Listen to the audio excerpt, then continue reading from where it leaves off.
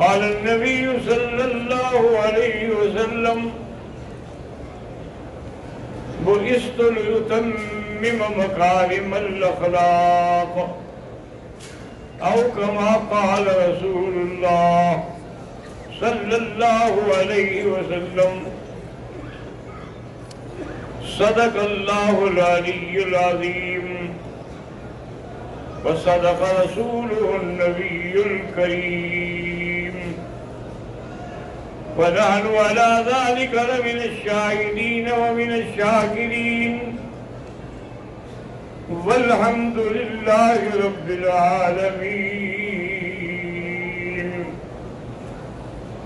رب اشرح لي صدري ويسر لي أمري واحلل عقدة من لساني يفقهوا قولي سبحانك لا علم لنا إلا ما علمتنا إنك أنت العليم الحكيم. برادران اسلام،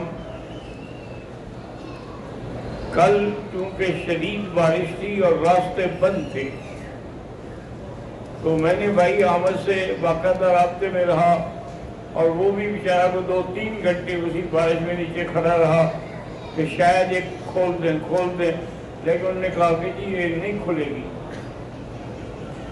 اس لیے پھر ہم مجبور ہو گئے کہ کل آپ کی خدمت میں حاضر نہ ہو سکیں. اللہ کا شکر ہے کہ آج جو ہے وہ بارش وغیرہ کا سلسلہ نہیں تھا، موسم نہیں تھا. میں نے جو آیتیں آپ کے سامنے تلاوت کی ہیں کہ اللہ تبارک و تعالیٰ نے 5 صفتیں حضور کی ایک ہی آیت میں ذکر فرمائی ہیں. شاہداً ومبشراً ونذیراً وداعیاً الی اللہ بإذنہ وسراجاً منیرا. سراج سے مراد سورج بھی ہوتا ہے اور سراج دیے کو بھی کہتے ہیں، لیکن سورج اور قمر کی، چاند کی روشنی میں فرق ہے. وَالْقَمَرَ قَدَّرْنَاهُ مَنَازِلَ حَتَّى عَادَ كَالْعُرْجُونِ الْقَدِيمِ. کہ چاند کی روشنی میں لطافت ہوتی ہے اور سورج کی روشنی میں شدت اور حرارت ہوتی ہے.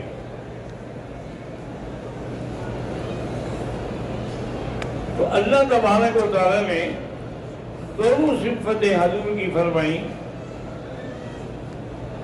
کہ جیسے چاند کے بعد کوئی ستارہ نہیں، میرے محبوب کے بعد کوئی نبی نہیں. اس لیے میرے آقا نے فرمایا انا خاتم الانبیاء وانتم خاتم الامم. میں انبیاء کا آخر ہوں اور آپ امت کے آخر ہیں. آپ کے بعد کوئی امت نہیں. جب نبی نہیں آئے گا تو امت کہاں سے آئے گی؟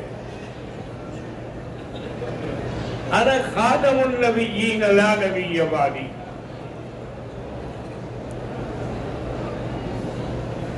اصل مصیبت یہ ہے میرے عزیز، میرے بزرگوں، کہ ہر دور میں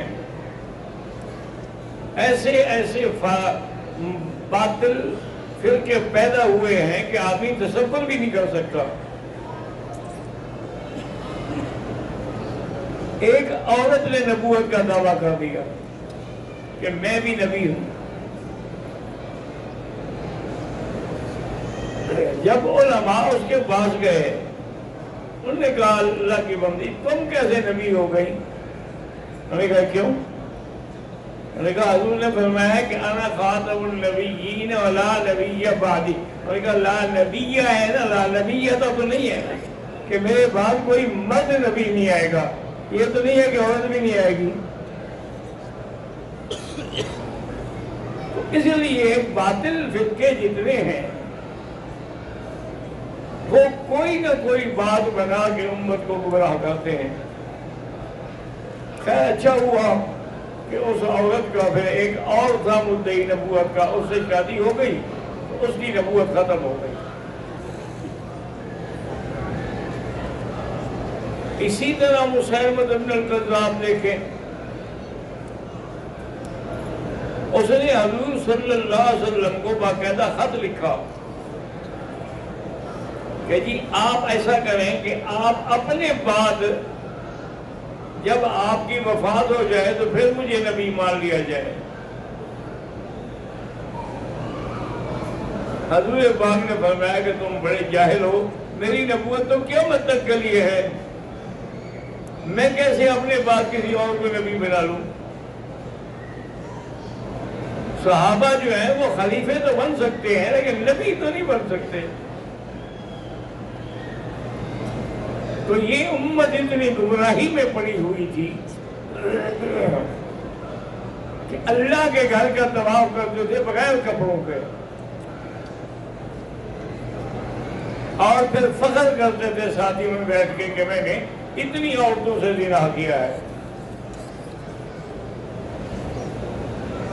لیکن جب اسلام آیا، اللہ کا نبی آیا، دین آیا، یہ سب باتیں ختم ہو گئیں، سب نے کپڑے پہن لیے، بلکہ اگر کسی سے کوئی غلطی ہو گئی تو اس نے خود آگے اقرار کیا جی میں نے غلطی کی ہے، مجھ پر حد قائم کی جائے۔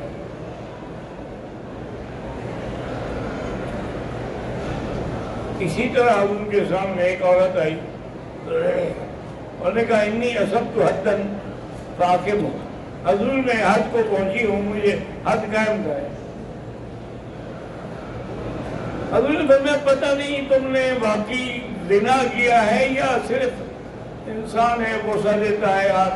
انہوں نے کہا میرے پیٹ میں بچہ آپ کو نظر نہیں آ رہا، بچہ جو ہے یہ کس چیز کی علامت ہے؟ آپ نے فرمایا پھر تو میں تم پر حد قائم نہیں کر سکتا جب تک یہ بچہ پیدا نہ ہو۔ اس نے کیا گناہ کیا ہے جتنے پیٹ کے اندر ہے؟ وہ چلی گئی۔ اب اندازہ کریں کہ جب وضع حمل ہو گئی، بچے کو لے کے پھر آ گئی، اس کو چین ہی نہیں آتا تھا کہ اگر دنیا میں مجھے سزا نہ ملی تو آخرت میں میری سزا بڑی سخت ہوگی۔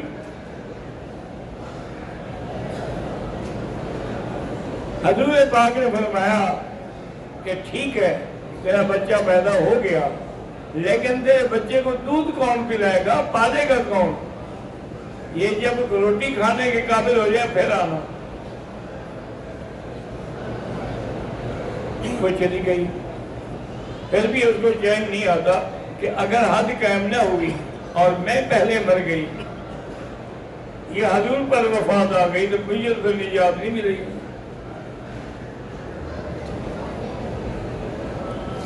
کچھ عرصے کے بعد، مدت رضاعت کے بعد، چھوڑی کی مدت نہیں ہوتی، حولین کاملین، 2 سال تک ایک آدمی اپنے جرم کی خود حفاظت کرے، پھر وہ حضور صلی اللہ علیہ وسلم کی خدمت میں حاضر ہوئی اور نے کہا حضور یہ دیکھیں میرا بچہ ہے، اب یہ روٹی کھا رہا ہے۔ حضور پاک نے صحابہ کو حکم دیا کہ اس میں لے جاؤ اور رجم کر دو۔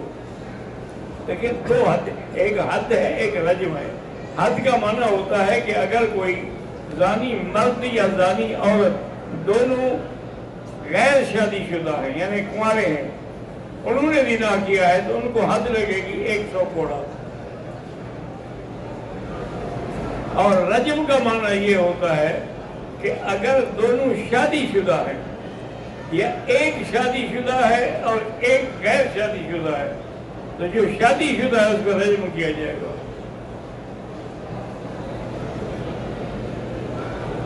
اور جو غیر شادی شدہ ہے اس کو 100 کوڑا مارا جائے گا۔ اسی طرح ایک دفعہ حضور نے حکم دیا کہ رجم کی جائے، جب اس کو لے کے رجم کرنے کے لیے تو بھاگ پڑا۔ آپ باتیں جس کو پتھر لگتے ہیں وہ کھڑا تو نہیں رہتا، بھاگتا ہے جان بچانے کے لیے۔ آگے کسی صحابی کے ہاتھ میں کسی اونٹ کی ہڈی آ گئی، انہوں نے وہ ہڈی پکڑ کے ماری تو وہ گر گیا۔ واپس آ کے انہوں نے حضور کو سنایا کہ حضور تو بھاگ رہا تھا، میں حل اترک تم، وہ بھاگنے دیتے، بھاگ رہا تھا تو۔ اور یہ سیاہ کی حدیث ہے کہ حل اترک تم، کیوں نہیں چھوڑ دیا؟ اب علماء سے بڑی تحقیق کرتے ہیں کیسے اللہ کے نبی نے فرما دیا کہ حد والے کو چھوڑ دو اگر وہ بھاگ جائے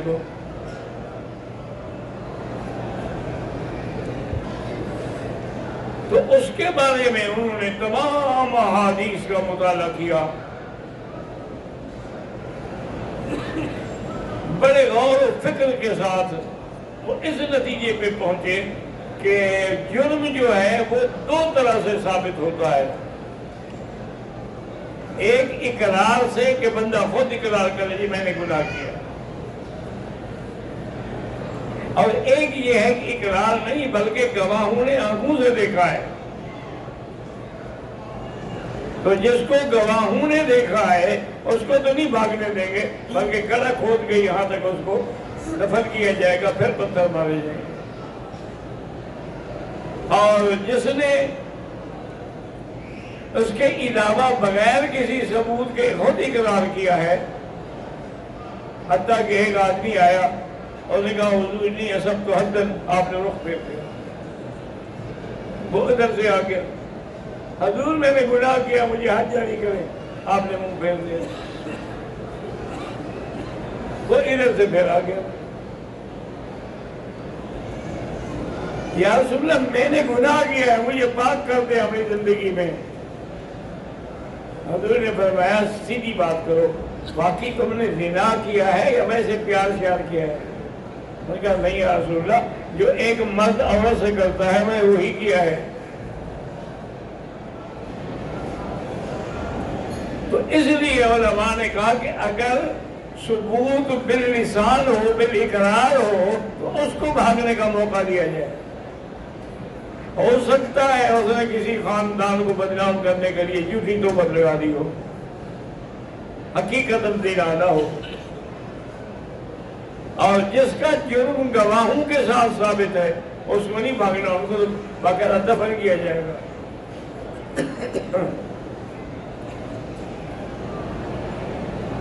تو وہ عورت جب حد کے بعد مر گئی، حضور نے فرمایا کہ اس کی جنازہ وغیرہ تجہیز تکفین تیار کر، جنازہ میں خود پڑھاؤں گا۔ حضور صلی اللہ علیہ وسلم جب جنازہ پڑھانے کے لیے آگے نکلے، حضرت عمر رضی اللہ تعالیٰ عنہ سے برداشت نہ ہو سکا، کیونکہ حضرت عمر جو تھے نا وہ شدید تھے دین کے معاملے میں۔ ارحم امتی بامتی ابا بکر وَأَشَدُّهُمْ فِي أَمْرِ اللَّهِ عُمَرُ وَأَكْثَرُهُمْ حَيَاءً عُثْمَانُ وَأَقْضَاهُمْ عَلِيٌّ رضوان اللہ علیہم اجمعین۔ حضور فرمایا کرتے تھے ہمیشہ کہ حضرت عمر تو شیطان بھی ڈرتا ہے، جس راستے سے آپ آ رہے ہوتے ہیں نا، اگر شیطان دیکھ لے تو گلی بدل دیتا ہے، وہ ادھر سے نہیں آتا پھر۔ ایک دفعہ حضور پاک جنگ سے واپس آئے، فتح نصیب ہوئی، تو حضور کے گھر میں بچے بچیاں سب کٹھے ہو گئے اور سیرے جانے لگ گئے، خوشی کے کہ اللہ کا نبی سلامتی سے واپس آ گئے ہیں۔ ایک ان میں جو تھی لڑکی کالے رنگ کی، وہ دف بجا رہی تھی، اور دف بجانا تو ویسے بھی شادی کے موقع پہ جائز ہے۔ حضرت ابو بکر آئے، وہ بجاتی رہی دف، حضور نے بھی نہیں روکا، ابو بکر نے بھی نہیں روکا۔ حضرت عمر ہے وہ جلدی سے دف نیچے رکھ کے اس کے اوپر بیٹھ گئی، اور میں دیکھا ہوں، اور میں نے کہا تھا کہ آپ کو دیکھ کے شیطان بھی بھاگ جاتا ہے۔ یہ ابھی دف نیچے رکھ کے بیٹھی ہوئی ہے۔ حضرت نے کہا حضور آپ موجود ہیں، ورنہ میں اس کو ایسا سبق پڑھاتا کہ ساری زندگی یہ دف نہ بجاتی۔ حضور نے فرمایا اللہ کے بندے خوشی کے موقع پر یہ کوئی گانے والی تو نہیں ہے نا، یہ تو خوشی کے موقع پر گھر والے بچے اکٹھے ہوتے ہیں، کسی نے دم بنایا، کسی نے تالی بجائی، یہ خوشی کا اظہار ہے۔ گانا بجانا حرام ہے، کیونکہ گانا جو ہے اس کے تو باقاعدہ ضوابط ہیں، قواعد ہیں، اس کے تو سلطان ہیں۔ حتیٰ کہ بعض ہندوستان کے لوگوں نے کتابوں میں تاریخ فرشتہ میں لکھا ہے کہ ہندوستان میں ایک گویہ تھا، تو وہ اس کو جب کہا ہو بھئی آج اتنا عرصہ ہو گیا بارش نہیں ہے، اس نے ٹھیک ہے جی میں ابھی گانا گاتا ہوں بارش آ جائے گی، وہ گاتا تھا تو بارش برس پڑتی تھی۔ وہ کہتے ہیں برسات والا گانا ہے، تو اس میں تو کئی راز ہیں۔ ایک ہے ویسی اپنے جیسے حضور کی آمد پر سب بچیوں نے کہا تھا طلع البدر علینا من ثنیۃ الوداع، وہ کوئی گانا تو نہیں تھا۔ اس پر بھی بڑی بحث ہے علماء کی کہ اللہ نے جب قرآن میں فرما دیا ہے کہ انبیاء کو ہم نے شعر کہنا نہیں سکھایا، انبیاء جو ہیں وہ فصیح ہوتے ہیں، شاعر نہیں ہوتے، کیونکہ وَالشُّعَرَاءُ يَتَّبِعُهُمُ الْغَاوُونَ، شاعر لوگ جو ہیں وہ تو گمراہ لوگوں کے پیچھے چلتے ہیں۔ لیکن حدیث مبارک میں یہ بھی آیا کہ حضور کے ہاتھ کو چوٹ لگ گئی، انگلی کو، اور اس سے خون بہنے لگا، تو حضور نے فرمایا حل انت الا اصبع دمیتی وفی سبیل اللہ ما لقیتی، بھائی تم ایک انگلی ہو، اللہ کے راستے میں کچھ خون بہ گیا ہے، اس میں کون سے غم کی بات ہے؟ وہ کہتے ہیں یہ شعر تو ہے۔ یہ یاد رکھو اور دعا کیا کرو کہ بڑے بڑے علماء جو گزرے ہیں نا، انہوں نے کہا ہے کہ قرآن اترا تو مکے والوں پر ہے اور پڑھا گیا ہے مصر والوں کے پاس، کہ اللہ نے ان کو جو زبان اور لہجہ دیا وہ کسی کو نہیں دیا، اور سمجھا گیا ہے ہندوستان والوں کے پاس۔ ہندوستان کے علماء نے جو سمجھا ہے وہ کسی نے نہیں۔ ایک دفعہ مصر کے جامعہ کے جو رئیس تھے وہ ہندوستان آئے، تو دارالعلوم دیوبند بھی تشریف لے گئے۔ علامہ انور شاہ رحمۃ اللہ علیہ موطا امام مالک پڑھا رہے تھے، تو وہ جا کے کھڑے ہو گئے کہ بھئی اب حدیث کا سبق ہو رہا ہے، تو حضرت نے بھی توجہ نہیں کی۔ جب سبق ختم ہو گیا تو اس نے کہا حنفت الموطا، شیخ تم نے تو آج موطا امام مالک کو بھی حنفی بنا دیا ہے، کہ اس پر اتنے دلائل دیے ہیں کہ وہ تو خود حنفی نظر آتا ہے ہمیں۔ تو یہ چیز جو ہے نا جی کہ گہرائی میں جانا اور قرآن کو سمجھنا، یہ اللہ نے ہندوستانی علماء پر فیض فرمایا تھا۔ اور آج تک بھی جہاں جہاں ایسے ادارے آپ دیکھیں گے نا، انہی کے شاگرد ہیں یا شاگردوں کے شاگرد ہیں۔ آج تک بھی یہ سلسلہ جاری ہے اور انشاءاللہ قیامت تک جاری رہے گا۔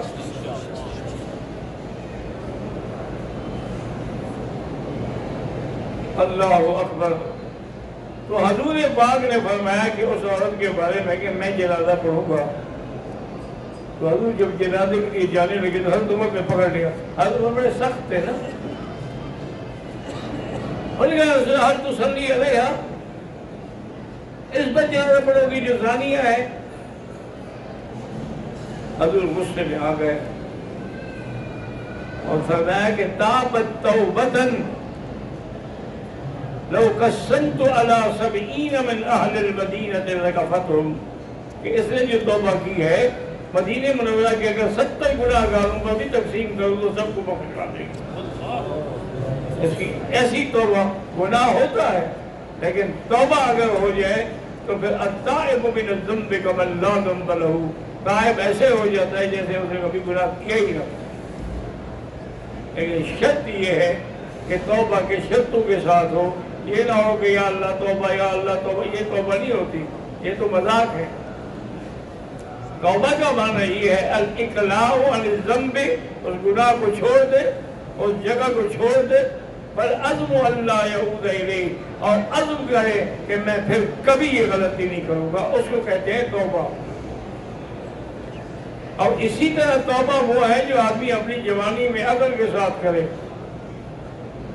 وہ توبہ نہیں ہے کہ حضر احدہم الموت قال انی تبت الآن، جب مرنے لگا تو کہے گا اب میری توبہ، اب توبہ کا کیا فائدہ ہے بھائی؟ تو اس لیے ہمیشہ یاد رکھیں کہ اللہ تبارک و تعالیٰ کے نبی نے دیکھا نا، اور اللہ نے لقب دیا ہے نا سراجن منیرا، صرف یہ نہیں کہا کہ نور ہے، یہ منیر مانا روشن کرنے والا، یعنی جو حضور کے ساتھ جڑ گیا وہ بھی روشن ہو گیا، جس کی نسبت حضور کے ساتھ ہو گئی وہ بھی صحابی بن گیا۔